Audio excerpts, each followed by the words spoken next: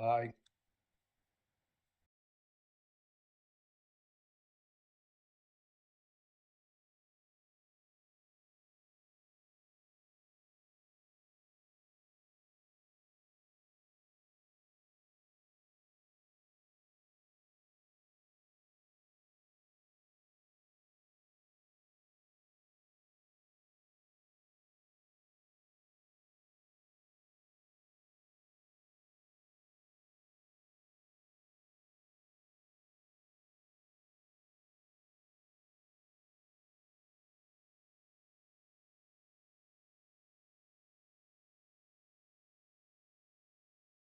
Negative, we have less than that reserve in there. So we had to borrow from those funds in order to pay for our operating expenses. So net of the capital reserve, we have about 3.2 million in that account right now, which is a little scary. However, we do have our federal operating grant coming any day now. Kurt's been working on that. We've given the documentation to the auditors, and they're so sure we're going to get it that they're putting it in our fiscal year 25 statements. So that's been booked as a receivable. You see the accounts receivable is much higher than last year because we've got that booked. We're ready to get it any moment. So we will, once I get that, we'll pull that down. I'll put it right into the capital reserve so we can start building some interest in there. So it's nothing to worry about right now. We also have September and October are big levy receipt months. And our levy receipts are automatically deposited into that reserve account, so we're gonna build that back up, and we don't need to be worried about that at the moment. Schedule 2, the statement of revenues and expenses. Our operating expenses exceeded revenues by 1.2 million, which is well within our normal monthly range.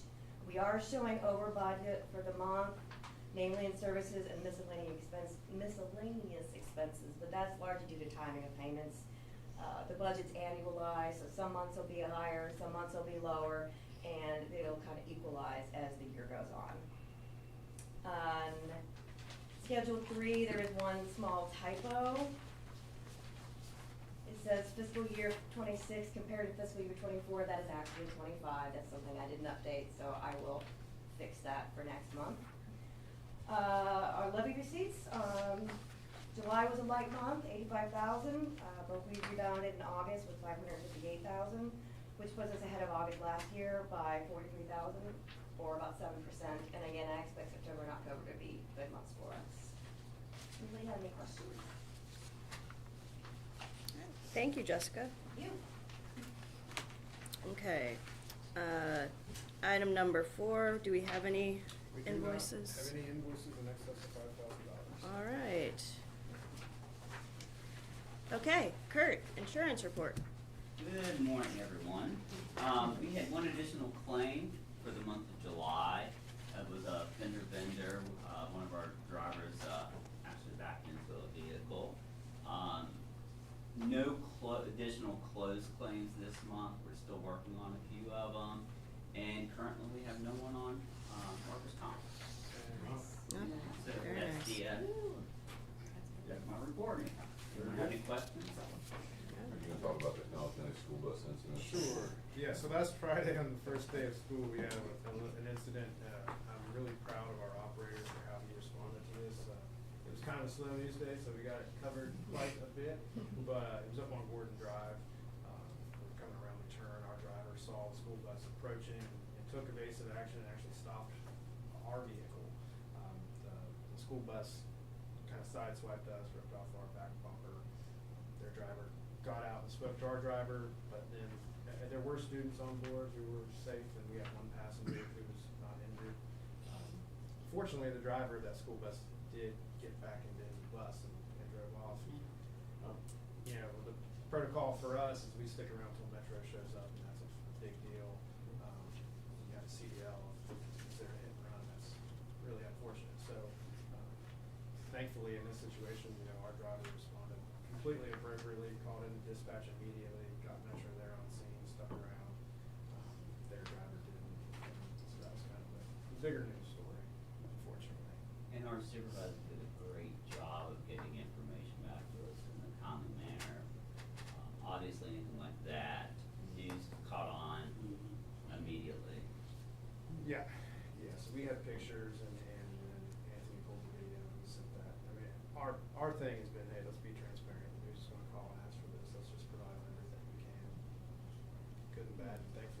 situation, our driver operated perfectly.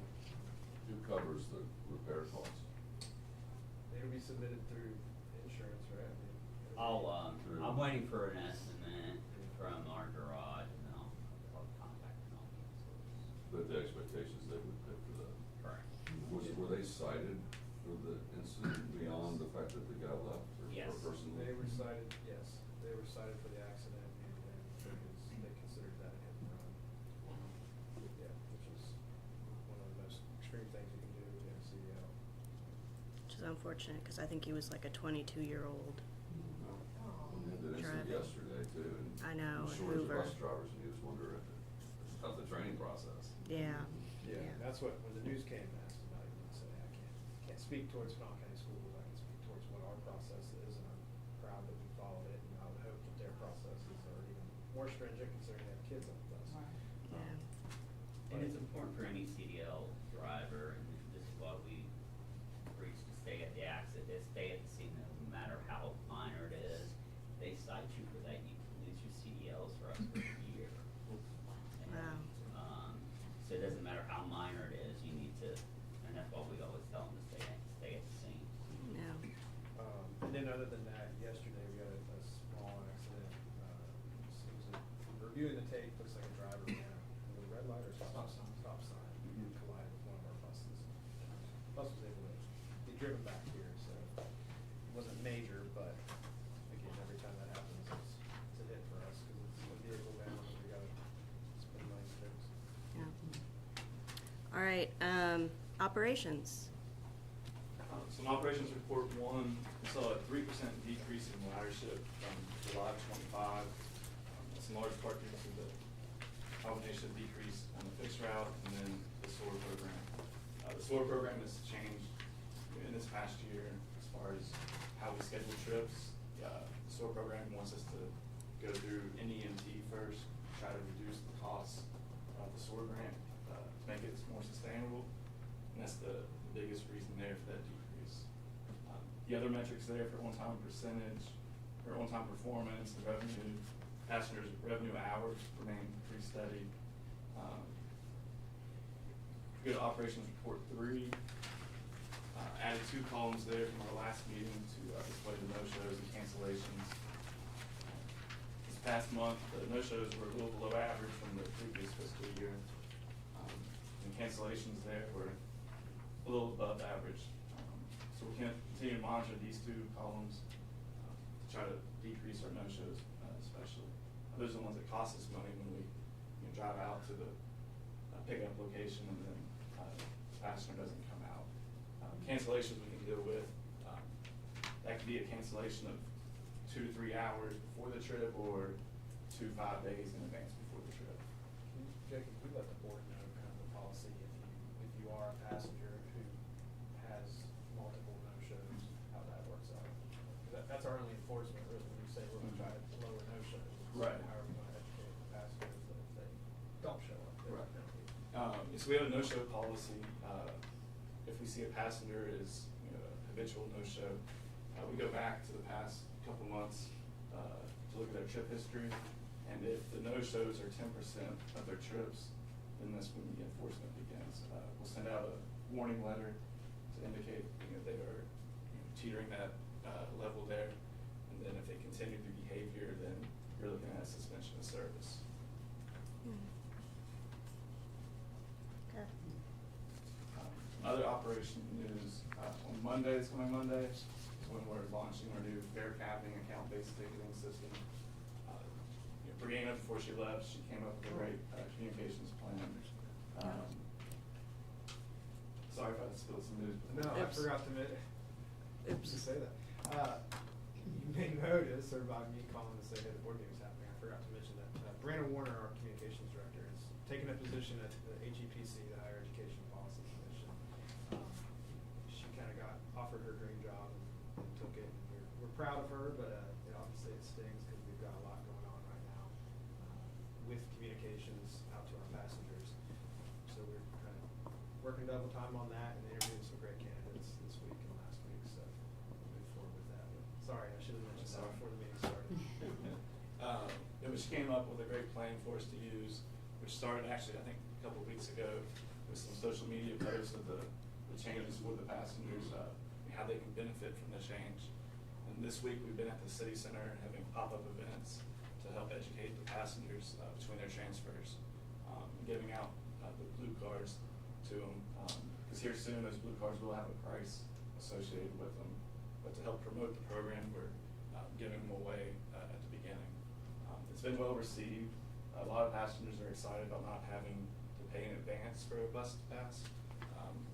With this new system, they'll just pay $1.50 per ride, and then reap the benefits at the end of the day, or once they reach that $50 cap on the monthly pass. Nice. Yeah, Thanks, so Jacob. I appreciate Jacob's team for doing that. Again, it has been well received. We've also done training with, 15-minute training with all of our drivers to help educate them too on how this process works and how the cards work. But it's been well received so far, and knock on wood, it'll go well.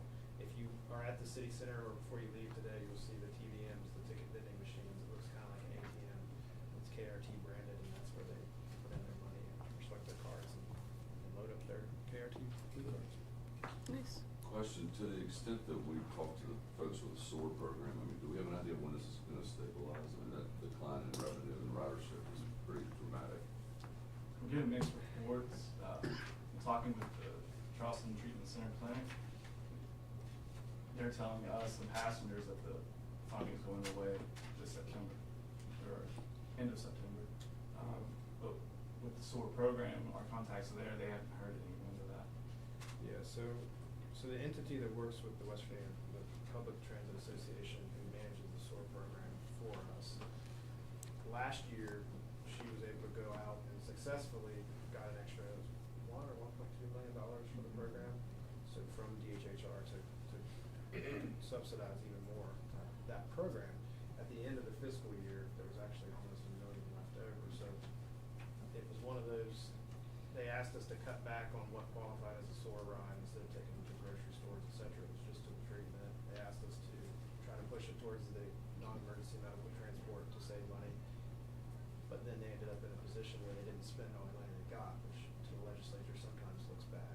You know, they claw that money back, and then good luck going asking for it again if you didn't spend it the year before. So kind of in that weird position. Again, the thing with SOAR, and we've touched on this, and I think, and I appreciate that the board has been careful on this, you know, that revenue that comes in, it is basically, it's flat, you know, it's the expenses, so it's not real revenue and money we're making.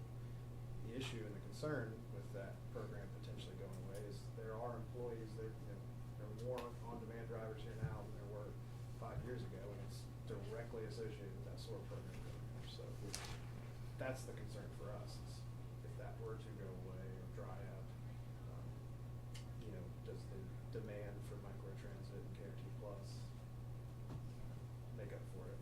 But are they finding alternatives that's caused them to drop from 2,200 to 1,300, or are there fewer people using the program? Or is it because we're not able to take them to other destinations? Part of it is an EMT column. But that's blank, I mean, there's nothing in the last couple of months. It's blank for us. So when we had a chance to renegotiate a contract with Motive Care, who operates that NEMT, it was not what we felt was a good deal for KRT at all to operate when we started looking at the numbers. So we reevaluated that and are not doing those trips. Now, I don't believe that that Motive Care had the bandwidth to perform half of those trips. I think that when SOAR said, hey, don't take people to grocery stores, all these other qualifying events, I think it quickly cut down on the demand for that program. Other providers are performing the trips like Tri-River, Alabama. They're in the NEMT program, so they're not absorbing all of those trips, but they're doing some of them. So if we shift a rider to the NEMT, we don't participate at all? Correct. Yeah, we don't know. No, it was. So before a passenger could book a trip, 7 days in advance, 10 days in advance with us, then the SOAR program required any trip greater than 3 days of booking go to NEMT. So we had to tell the passenger they need to call this number at NEMT Motive Care to book the trip. I mean, the way this looks from the revenue side is about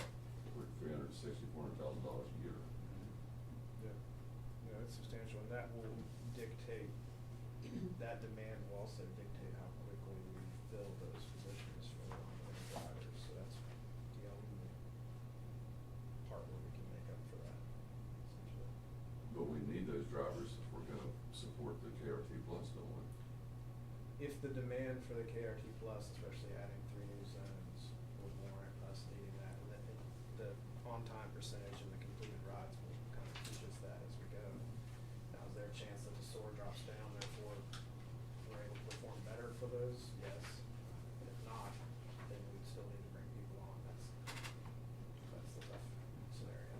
So with the decrease in SOAR trips and the price quality going up in July on demand trips, we're back in the upper 80-90% range of meeting the demand.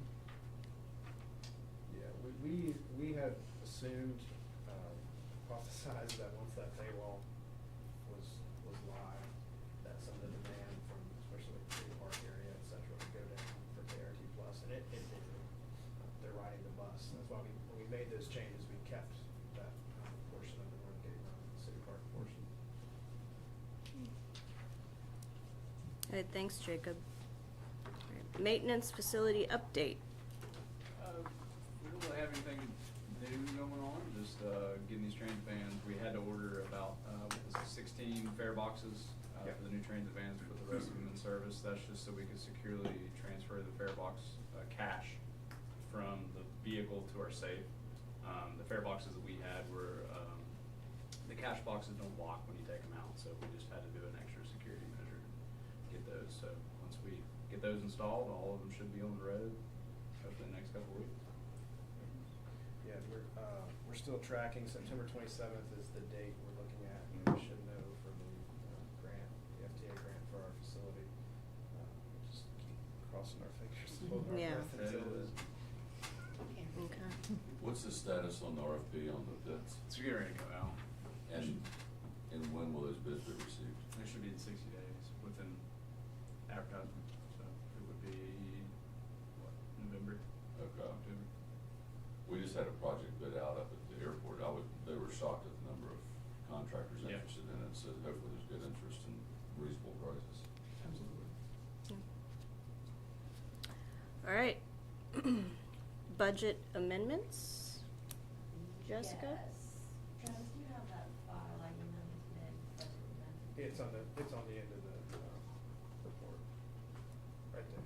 There we go. Okay, so what this is, we did come under budget, so we're not adopting an increased budget for '25. But what this does is kind of adjust line items up and down to more closely match where we actually ended up. If you scroll to the bottom, Travis, if you don't mind. So the under budget line item, I reported last month, it was more like 300,000, but when I did this, I took out any non-cash accounting adjustments, namely pension expense. You'll see pension expenses highlighted up above. That's the biggest one that gets hit with accounting adjustments, so our financial statements will show about $300,000 less in that expense. But what we actually spent is this $687,000 number on the pension line. So we are under budget by about $38,000, and I adjusted things up and down. Some of the bigger ones, again, the pension expense is the biggest one. Our labor came real close. We were ultimately $51,000 over, but other things came in under, like CAT contract maintenance. So I kind of over budgeted for that on accident because there were a lot of one-time fees that we paid in 2024 when we were implementing new technologies that I kind of lumped in and didn't realize that I lumped them in. So that came under budget by about $268,000. Maintenance, materials and supplies, they were higher than expected, but we had a lot of accidents that we had to do a bunch of repairs.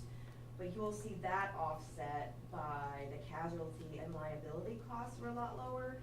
And that's because they were offset by insurance payouts relating to a lot of these accidents and damages. Another big one is the other expense line item at the very bottom. We added $133,000, that's the ambulance right there. But overall, we are under budget, but we're just making these line items more closely aligned with what we actually spent. So this is kind of a bookkeeping function that we do every year usually. So is there any question for Jessica on those revisions? Was the pension due to the insurance cost, what was the difference there? The pension, For the change, for the change, actually, it came in pretty close to what was actually budgeted.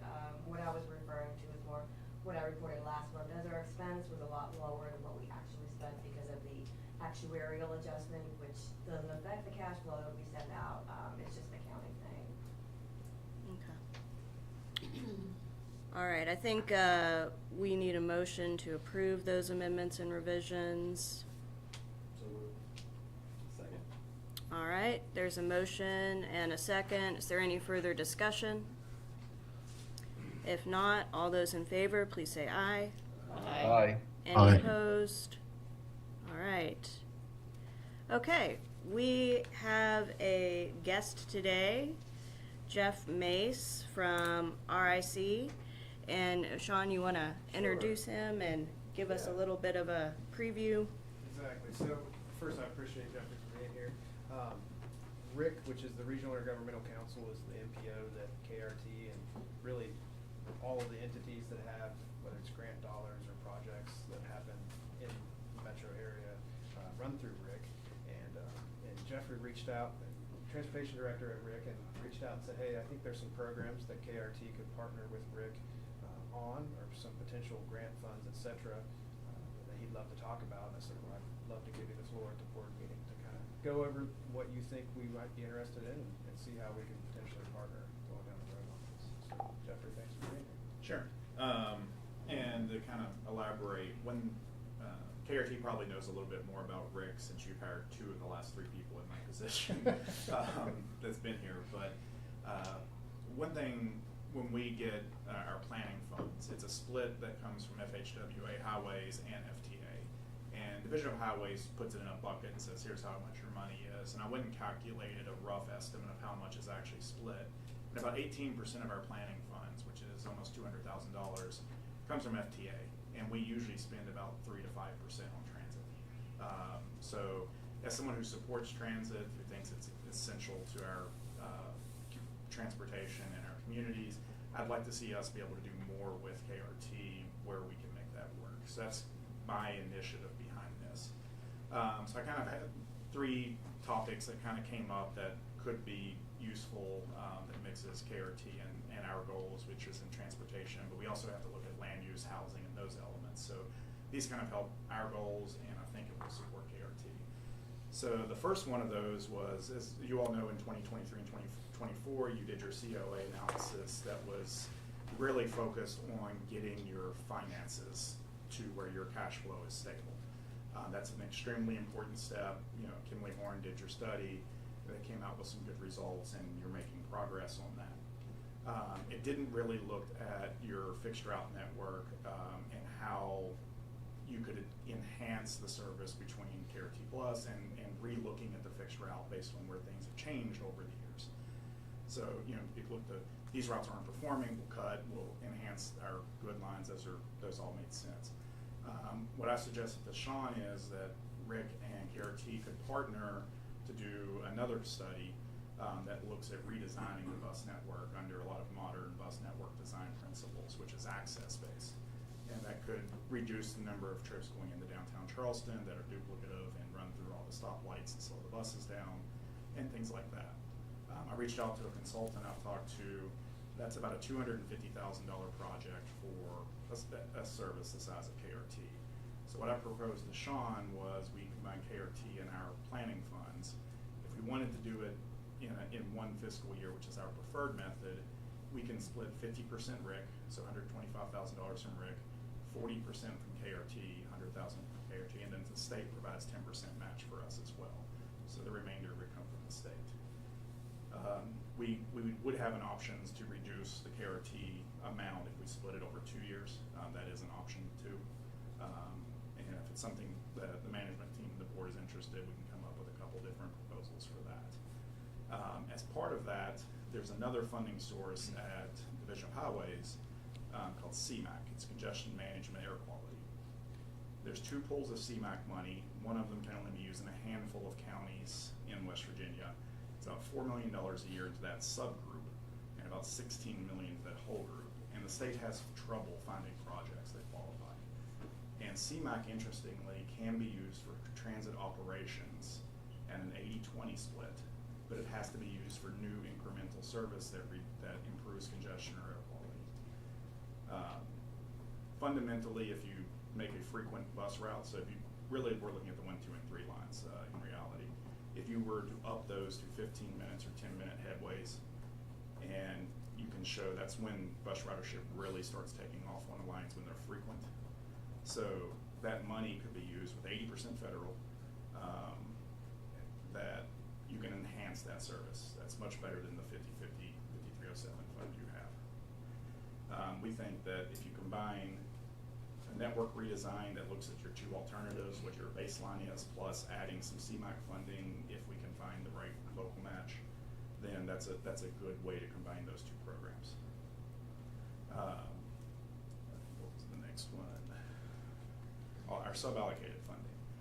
So Rick also gets 2 buckets of money. One's a carbon reduction and one's just standard surface transportation money. Both of these transit qualifies for.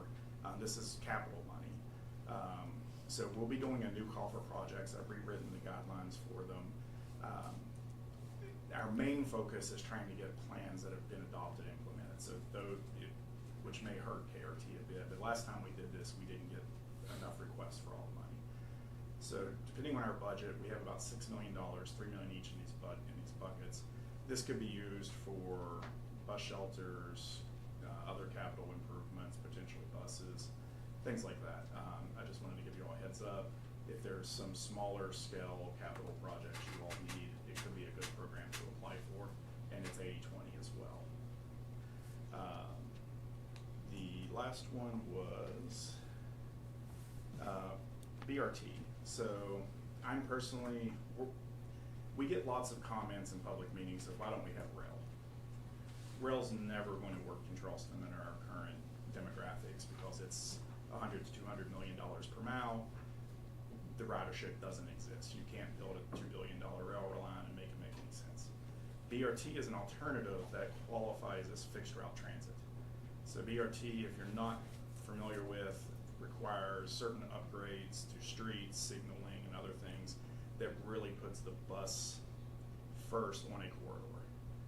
So BRT studies are also expensive if you're including those adjustments, which could be rebuilding McCorkle Avenue or something like that. These are $8 to $10 million a mile projects, are expensive. But the studies, there are a couple places that's 100% federal, and I think the studies help us. First is the build grant. Rick helped Cedar Grove get $3 million for some engineering work. Charleston's Capital Connector project is funded through build. In Charleston, these are all 100% federal. KRT qualifies. I had been working with Jacob last year. We forgot to come and talk to the board, so we didn't submit. So that's one opportunity. We could also do a smaller scale, like McCorkle Avenue only, through this came up recently, it's the Rural and Tribal Assistance Pilot Program grant. It's also 100%. It's due September 8th, so I need, if something that says you're interested in, we need to know soon. And it's first come, first served, which is just odd for federal grants. So this one probably be about $600,000, 100% federal, and we could examine both. My focus would be McCorkle because the other component would be transit-oriented development. And one of Rick's goals of housing and development on the land use side, there's money in TOD. If you have a BRT route, there's grants available that can help Charleston, South Charleston, St. Albans. They can all apply and get funding to help develop the real estate aspect around these transit stops. So it helps us, it would enhance the KRT service. So these are just some areas that I wanted to bring to the board as possible innovations and funding elements. We very much looking forward to potentially doing the bus network redesign with you. The BRT and other stuff is kind of a decision with management of the board. So that's kind of where we want to go. And I appreciate your time. I will add that Jacob and I spoke with Esri. They are the GIS, they are GIS company. Rick has an enterprise agreement. And there's a bunch of features we can offer to our public partners, including KRT, that's free. And so there's a great business analytics I didn't know we had that we're going to try to get Jacob one that will give you better data. You can put a spot in like a bus stop and it will tell you walk shed 515, how many businesses, what's restaurants are nearby, and all of this. So. Oh, very But that's what I had, unless anyone has any questions. I had a question, Jeffrey. First, thank you for explaining those programs and coming in and talking to our board about them. CMAC or any of those carbon reduction programs, would potentially some of our transitions to KRT Plus and the smaller microtransit, any of those things qualify? CMAC you'd have to be careful because you're replacing existing buses, so it's not an increase in service. Okay. Carbon reduction, probably. I'd have to double check and see how that, like, you couldn't use it for operations, but we could potentially purchase a bus at 80/20. I think you're 50/50 on your current bus purchases. And the state also has, Yeah, it's 80/20. and the state also has this, you could also make a request to the state. That's probably harder than going through us, but it's also an option for higher share. Okay, because I was thinking you could make the argument that those new KRT Plus zones are actually square footage wise, you're increasing the Yeah, service. my research into CMAC, and I will say CMAC does require DOH approval. And just to note on that, the way it would work would be DOH would transfer it to FTA, and it would become an FTA grant for you. So your processes would work the same. Okay, gotcha. But you'd have to be able to split what you were replacing with what's new and show all of that. It's probably possible, but I would say we would need to talk to FTA on that one. Just trying to be creative. Yep. Thank you. Well, thank you so much. Oh, go ahead, Michael. Question. Yeah. On the more of these grants, and they say like an 80/20 split like that. Yep. Time and labor of persons who may be in KRT, can that be included? Or what is Usually- were they actually saying like cash, or were they expecting the match? So for CMAC, the operations would be the more common. Capital projects are pretty straightforward. You're spending this much money to build something or buy something, it's 80% federal, you send the check for 20%, that's the Right. difference. Operations, when CMAC is the only one that's operational, you have to split out the increase in service. So you're running, let's say line one runs 30 times a day, I'm making up some, it's 30 minutes of headways. Let's say you run 30 buses a day on that 30-minute headway. Right. You still have to pay under your 5307 because that's your baseline. If you add another 30 routes, you would have to, all of the costs associated, labor, maintenance, all of that gets associated as that. Is that? Yeah, I think like bus driver time and effort could be included in that, and For match, would they consider that, or is it actually? probably not because you're paying the bus drivers with program, and that's part of the enhanced service. That's just part of it. There could be some staff time that would require verification with FTA. Gotcha. Generally, whatever rules you have for matching under your current FTA grants, because it would be transferred to FTA, should apply. Any other questions? Who's the consultant that you were thinking about for the? Well, for procurement purposes, Rick does do a full open call. I talked to Jared Walker Consultancy. I know a few people over there. Did they have a relationship in the past with KRT? I don't think they've worked with KRT before, but they've done international, Boston, small cities. They only really do bus network redesigns. Okay. And they kind of helped me when I was working on the race grant last year for the BRT. But we would put out an RFQ. We would invite your normal the ones who always apply around here, plus Jared Walker, probably Nelson Nygaard, and a few others that don't particularly, because sometimes it's good to get new perspectives. And then Kurt was on a recent one with us. We would have several. In this case, it would be probably 3 KRT people and 2 of my people on that board to select the consultant. And are they gonna subcontract to somebody locally? No, they would come in. Whoever the They would do it consultants pick themselves. will be the one. You know, they would, if they have subcontractors as part of the RFQ, but this one's probably all in-house. They'd have to disclose that up front so Yeah. that we knew that. Yeah, it's part of the, RFQs we put out. Okay. But this one, because of the nature of it, I doubt we would have any subcontracts. Whichever, whether it's Gimli Horn or Burgess and Nyepel or one of these, they would all probably do it in-house. Okay. Thank you so much, Jeffrey. I really appreciate it. And yeah, we continue to look for ways to improve service and, cut costs, save money, and this is part of it, these presentations and considering new ideas. So And I would say the only thing pressing would be if you're interested in the BRT study through on McCorkle. Rick is more than happy to actually administrate it because it's a planning level with, you guys would be on oversight and everything. If it's something that Sean and the board would like to proceed, I kind of need to know because it's due on September 8th and it's first come, first served. Okay. So, if it's 100% federal, there'll be no financial commitment from KRT for that one. The other stuff we can discuss over the year. It's all next fiscal year projects for the most part. And I'm not sure that would require any board action from us. It's just kind of, letting us know that it's something out there that Sean and his team are evaluating. But, Yeah, if Sean gives me the green light, I'm more than willing to get the application. okay, all right. Thanks so much, Jeffrey. Thank you. Okay. Item C.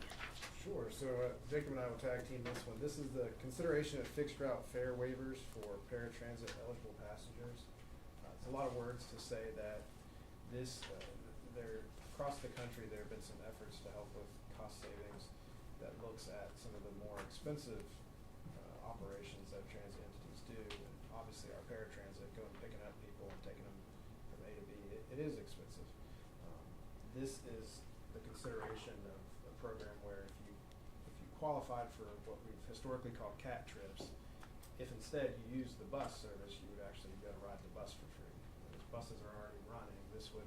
There are instances where people who qualify for CAT get picked up at their house, let's say in Sissonville, and they come downtown, and during the day they then call another CAT van to come pick them up and take them across town when they could get on a bus, but why would they want to pay that when they're just used to this CAT program? So if this could incentivize them to use a service that is already existing, we think we could see some cost savings that would build up over time. And this is more feasible now with the account-based ticketing system. So if they're utilizing that system, they call it entitlement, fill in their account, their card. So when they tap that card on the validator on the buses, it would signal the driver that they paid their fare. So before it was a big pull to bring this on. This would be a lot easier now. Yeah, and this is one of those where you say, the buses that are already running, there's no services added. It's just, this is an incentive for those CAT passengers to utilize the fixed route service in a manner that would, yes, we're not getting the $6 from them, but we're also not operating that $140 an hour service for them. We're pushing them towards the buses that are working. Right. And it would free up more space for the micro trips, create more availability for those trips. Yeah, so this isn't one where you're really asking for a board to, we just want feedback on whether, we've seen it happen across the country. We think it's a cost neutral thing for us. Actually, it saves us money. Yeah, it saves us money, clearly. No increase in cost. Is the CAT ride all captured in the ADA column here? Yes. I mean, that just seems like a win-win. I don't see what the downside to that scenario. It's just weird to come out after we've said, hey, like, bus service, let's create microtransit to help save us money, and I just want to make sure I explain it in the right way. The microtransit works even though it's a more costly service because it's taking those over-subsidized routes that were not working and replaces it. Whereas this is the opposite. This is saying, hey, the bus lines that work, that's what we want to push people to. So if we can limit the amount of people doing those on-demand trips, that's helpful for us, as far as the bottom line. But it's cost positive for us. It's just whether or not CAT passengers will embrace it. Who knows? But I think some will.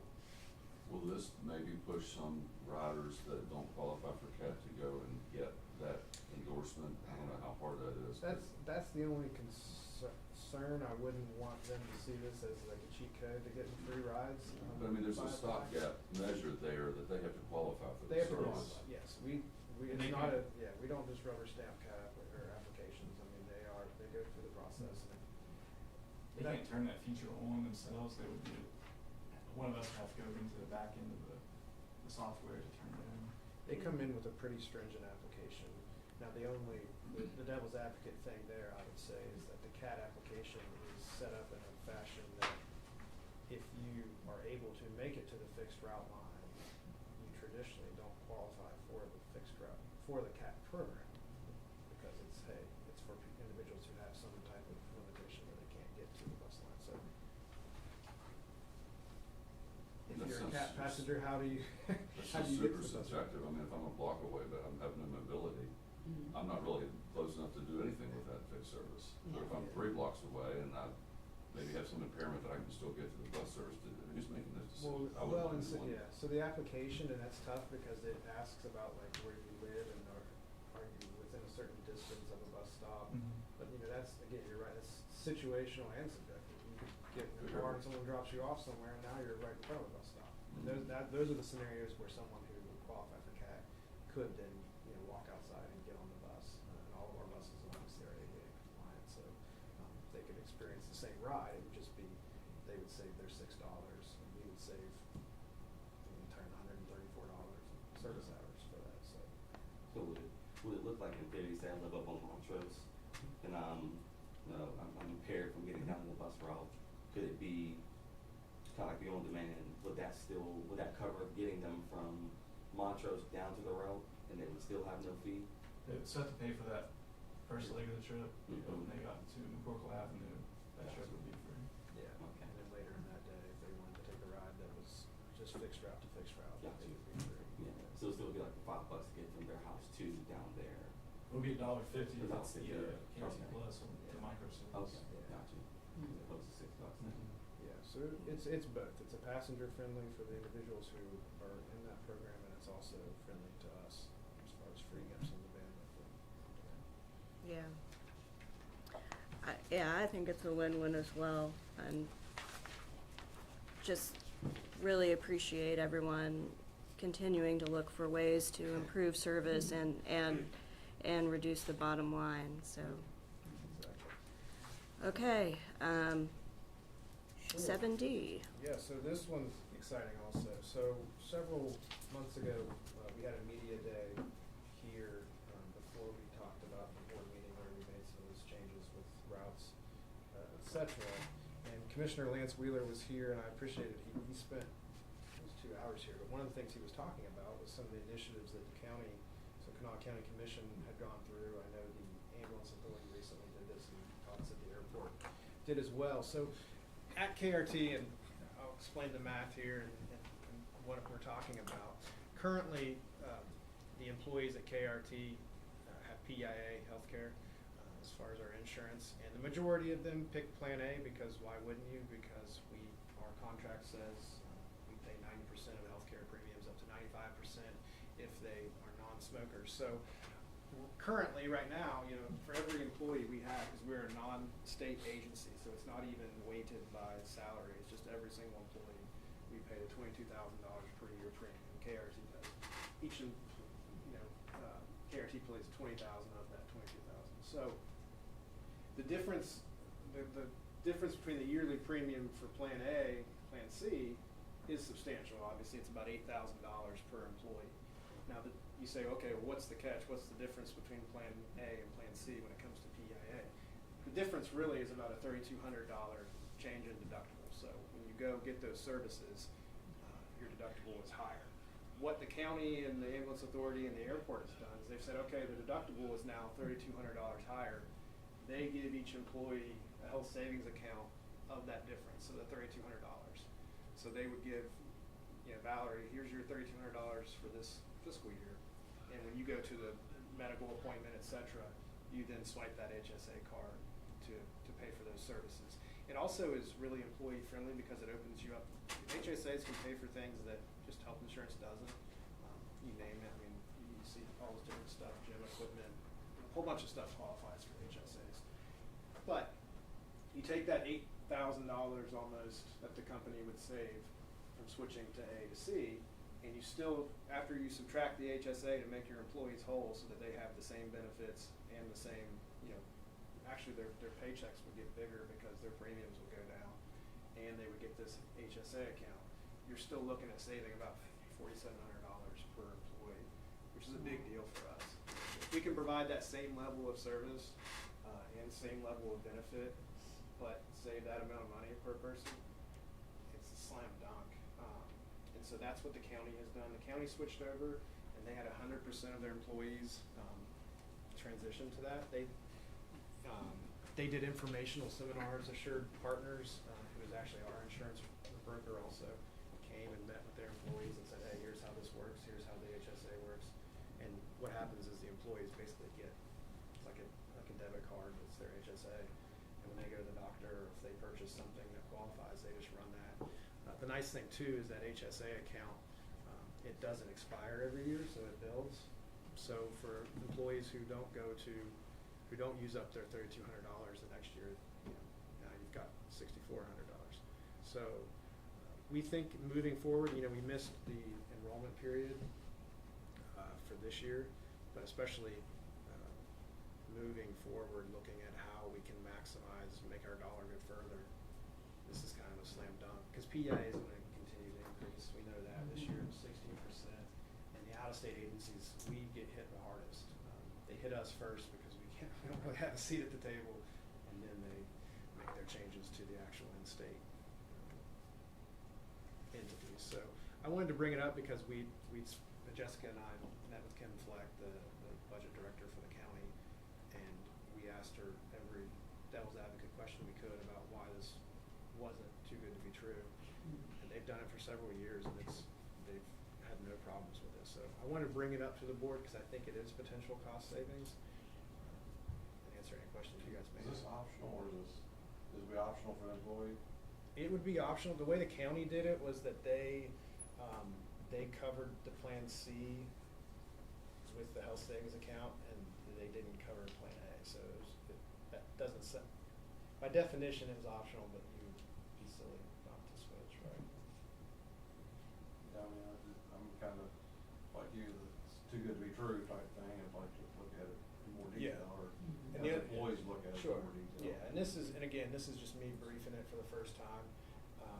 The one thing that was important to me also was when you say, okay, well, the difference between Plan A and Plan C, it can't just be the deductible. Well, it's about a $200 difference of out-of-pocket maximum. So, because again, is that too good to be true? The reality is that PIA charges you mostly for that premium because there's that, the deductible is so small in Plan A. So even when we make up for that deductible with the HSA, we still see all that savings. That's only going to go up every year. Hey, Sean, Yes. the city of Nitro has been doing this for about 8 years, and our employees love it. Not only does the city see the benefit from the cost savings, but the employees' checks, insurance payments on their checks are lower of about $500 a year. Wow. So, and a health savings account is absolutely the best savings account you can have. It's better than a 401k, a Roth, or anything, because the money goes in tax-free and it comes back out tax-free. So it's a fantastic plan. I'm 100% behind this. Thank you, Mayor Casewell. That's great to hear also. So yes, entities have done this all over the county. Back in the day, I had the health savings. I mean, we're talking 16 years ago, Yep.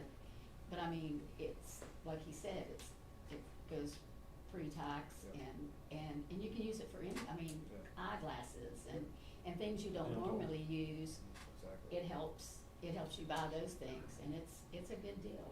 Yeah, so I wanted to bring it up. Again, we'll have to wait until the open enrollment to make any of those changes, and obviously we'll work with the union on making sure things work out together there. But I just, from the quick glance at it and from doing the math, again, it seems too good to be true, but the people who are using it, and just like Mayor Casewell's situation there, for years they've been using this, and it works. So we're going to continue, and what I want to stress is we're going to continue to try to, behind the scenes, find ways to do more with the money we have. And we'll bring Assured Partners in at some over with us and the union as well, so they can do the devil advocate questions. Alright. Thank you. Do we have anybody signed up for public comment? We do not. Any questions online, Travis? You know? All right, well, thank you, everybody.